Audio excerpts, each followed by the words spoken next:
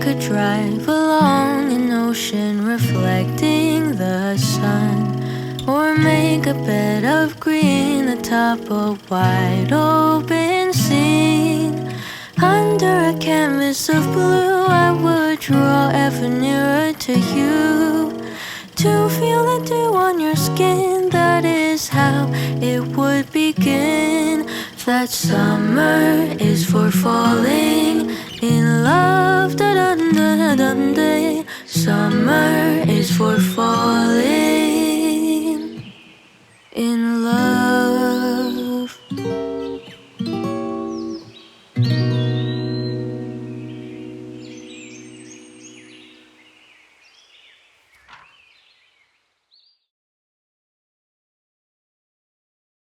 방금 보신 영상은 이 캐논의 EOS R5의 펌웨어 업데이트되어 있는 설정인 FHD 120프레임과 시로그 3 그리고 라이트 IPB를 이용해서 촬영했는 영상입니다. 영상을 본격적으로 들어가기 앞서서 이번 영상은 캐논으로부터 지원을 받아서 제작하게 되어 있는 유료 리뷰입니다.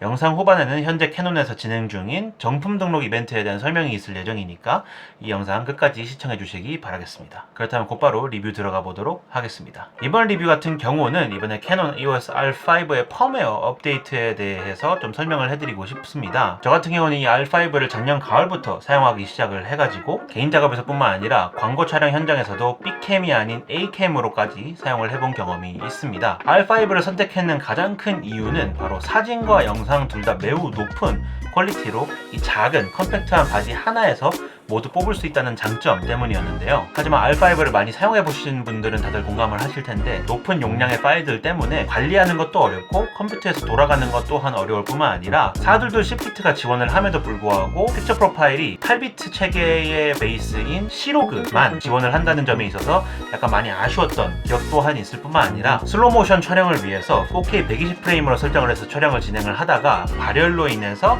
이제 FHD 모드로 전환을 시키면은 최대 프레임 레이트가 60프레임밖에 없어가지고 항상 아쉬웠던 그런 기억이 있습니다. 하지만 이번 업데이트를 통해서 그 모든 아쉬운 점들이 모두 다 커버가 되었다고 말씀드릴 수 있을 것 같아요. 8비트가 아닌 10비트 체계를 베이스로 만들어진 C로그 3가 이번에 들어오게 됨으로써 이제는 C로그를 사용할 때보다 훨씬 더 많은 다이내믹 레인지를 담을 수 있게 되었습니다. 함께 예시 영상 한번 보고 옵시다. 영상에서 보시다시피 이제 히스토그램과 함께 보여드린다면은 지금 현재 보시는 영상은 C로그와 C로그 3의 차이를 보여드리기 위해서 픽처 프로파일 이외의 모든 세팅을 동일하게 해두고 촬영을 진행을 하고 있는데요. 보시다시피 C로그 3로 촬영했는 것이 일반 C로그로 찍은 것보다 다이나믹 레인지가 넓다는 것을 확인하실 수가 있습니다. 그뿐 아니라 C로그에서는 컬러 스페이스가 BT709로 이제 고정이 되어 있었다면은 C로그 3에서는 BT709, BT2020, 시내 게머까지 추가가 되어가지고 다양한 설정들을 할 수가 있게 되었습니다. 테스트 푸티지를 보신다면은 BT709보다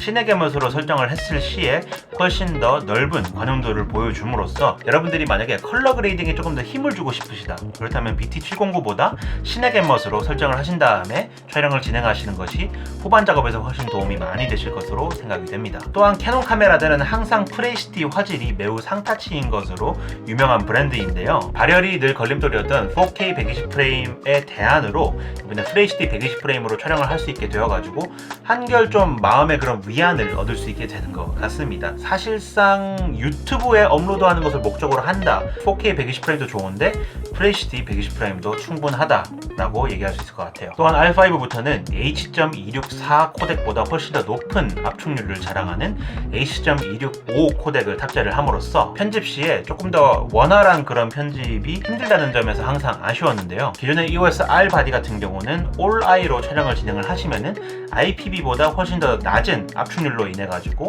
편집 시에 조금 더 원활했는데 R5 같은 경우는 어찌됐든 간에 베이스 코덱이 H.265 파일이다 보니까 All I로 찍든지 IPB로 찍든지 간에 컴퓨터에서 잘 안 돌아가는 것은 마찬가지였어요. 그러다 보니까 유튜브에 올라가는 그런 압축률을 감안을 했을 때 차라리 촬영을 진행을 할 때 용량이라도 작으면은 후에 파일 관리하는 것이 조금 더 용이를 하지 않을까라는 그런 생각을 가지고 있었는데, 이번에 새롭게 들어가게 되는 라이트 IPB 같은 경우는 All I보다 거의 4배 가까이 되는 용량을 줄여줍니다. 지금 화면에 띄워드리긴 할 텐데 예를 들어서 256GB CF 카드 기준으로 DCI 8K를 24프레임으로 촬영을 하실 때 오라이 코덱에서는 25분, 기본 IPB 코덱에서는 48분, 그리고 이번에 새롭게 추가되는 라이트 IPB에서는 1시간 35분을 촬영을 할 수 있게 되었습니다. 꽤나 큰 차이죠. 이번에 캐논에서는 저에게 이 256GB CF 카드를 대여를 해주셨는데요. 256GB를 가지고 다녀도 전혀 부담감이 느껴지지 않는 그런 코덱 덕분에 굉장히 이번에 여유롭게 촬영을 진행할 수가 있었습니다. 뭔가 용량을 가지고 스트레스를 받지 않으니까 심리적인 안정감이 작용을 한다고 해야 할까요? 무튼 결론적으로 말씀을 드리면은 라이트 IPB의 등장으로 인해 가지고 엄청 오랫동안 촬영을 진행을 하실 수가 있게 되었습니다. 자, 그렇다면 펌웨어 업데이트에 대한 얘기는 솔직히 이 외에도 엄청 많지만 가볍게 여기서 끝을 내도록 하고 이번 리뷰를 촬영하는 데 사용을 했는 렌즈군들을 가볍게 소개를 해드릴까 합니다.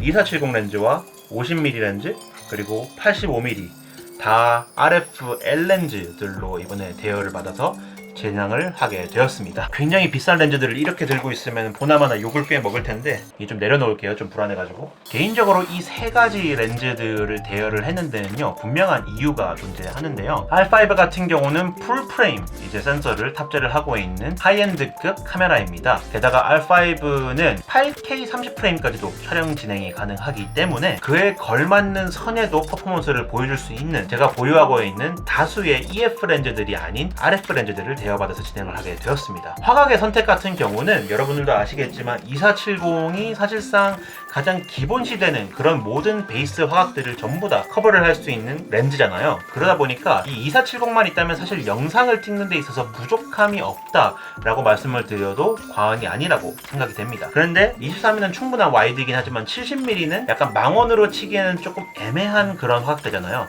그렇기 때문에 망원단으로 선택을 하게 된 렌즈가 바로 여기에 있는 85mm 렌즈입니다. 85mm 1.2를 이번에 사용을 하면서 선에도 퍼포먼스에 굉장히 놀라게 되었는데요. 선에도는 굉장히 샤프한데 뒤에 있는 보케는 엄청 부드럽습니다. 그래가지고 진짜 사용을 하는 내내 정말 감탄밖에 나오지 않은 그런 렌즈입니다. 저 지금 돈 열심히 모으고 있거든요. 이거 꼭 살 겁니다. 그래서 여러분들에게 이런 하이엔드급 렌즈들을 추천드리는 이유는 아까 전에 말씀드린 것처럼 충분히 이 렌즈들의 선유도를 받쳐줄 수 있는 바디인 R5가 출시를 했기 때문에 만약 R5를 사용하시고 싶으신 분들에게는 강력하게 추천드리고 싶은 그런 렌즈입니다. 근데 제가 50mm도 빌렸으면서 왜 이렇게 85mm에 대해서 얘기를 하시는지 궁금해하실 분들이 계실 텐데요. 50mm를 그렇게까지 강조하지 않은 이유는 단지 24에서 70mm를 커버를 할 수 있는 2470이 있기 때문에 그렇게 얘기를 한 거지. 저 같은 경우는 현재 EF 50mm f1.2 렌즈를 사용을 하고 있거든요. 엄청 애용을 하고 있고 지금도 매우 잘 사용을 하고 있어요. 50mm를 85mm보다 조금 더 선호를 하신다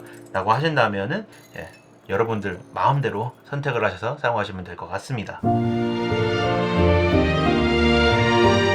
저 같은 경우는 이 R5를 작년 가을부터 메인캠으로 잘 사용을 하다가 지금 같은 경우는 이제 저를 촬영을 하고 있는 이 C70이라는 카메라를 메인 카메라로 사용을 하고 있는데요. 다시금 이 R5를 손에 넣어가지고 촬영을 하다 보니까 정말 사진과 영상을 이 한 바디로 모두 끝낼 수 있다는 점에서 엄청난 매력을 다시 한번 느끼게 되는 것 같아요. 지금 제가 사용하고 있는 카메라들이 사실 사진을 못 찍어요. 그러다 보니까 취미로라도 찍고 싶은 사람으로서 사진과 영상 둘 다 높은 퀄리티로 이제 촬영을 할 수 있다는 점에서 돈을 모으고 있는데 조만간 또 돈을 쓰게 될 것 같네요. 아무튼 이번 리뷰를 마무리하기 전에 만약 여러분들이 다른 캐논의 카메라를 이제 구매를 하셨는데 정품 등록을 안 하셨다라면은 현재 캐논에서 진행하고 있는 정품 등록 이벤트를 관심 있게 보시면 좋을 것 같아요. 이제 정품 등록만 한다면은 무조건 사은품을 증정을 한다고 이제 적혀 있더라고요. 그렇기 때문에 어차피 해야 될 정품 등록 뭐라도 얻어가면 좋지 않습니까? 영상 아래에 더보기란과 이제 고정 댓글에다가 캐논 사이트를 이제 링크를 걸어둘 테니까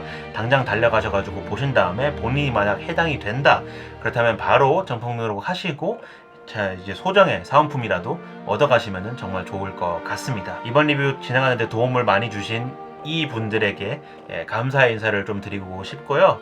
이 좋은 렌즈들이랑 이제 곧 이별을 해야 된다니 정말 마음이 아프네요. 이번 리뷰 진행하게 돼서 너무 기뻤고 여러분들도 이제 조금이라도 도움이 되셨다면 너무 좋겠습니다. 이상 김비도였고요. 다음 영상에서 찾아뵐 수 있도록 하겠습니다. 굿바이.